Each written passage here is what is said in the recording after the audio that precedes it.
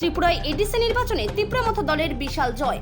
ধলাইয়ে জয়ী প্রার্থী ক্ষত্রজয় রিয়াং। বিজেপির ভরাডুবি নিয়ে পশ্চিমবঙ্গের তৃণমূল কংগ্রেস মুখপাত্র কুণাল ঘোষের তোপ। ত্রিপুরা উপজাতি এলাকার স্বশাসিত জেলা পরিষদ নির্বাচনের ফলাফল ঘোষণা হতেই ত্রিপুরার রাজনৈতিক সমীকরণে বড়সড় বদল লক্ষ্য করা গেল। এবারের এডিসি নির্বাচনে রাজপরিবারের বংশধর প্রদ্যোৎ বিক্রম মাণিক্য দেব বর্মার নেতৃত্বাধীন তীব্রমথা দল নিরঙ্কুশ সংখ্যাধিক্য অর্জন করে এডিসি পরিষদের দখল নিয়েছে।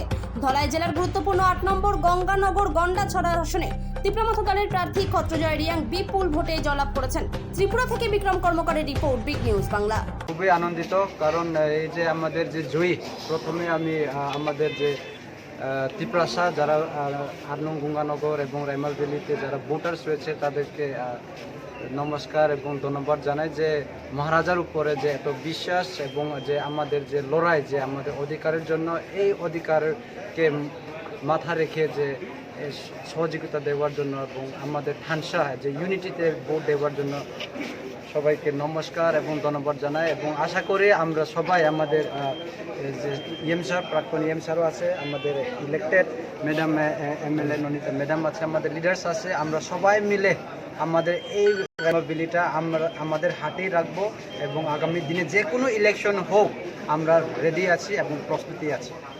এই এলাকার উন্নয়নের প্রথম কি পদক্ষেপ থাকবে আপনার? দেখেন, আমি বলেছি প্রথমে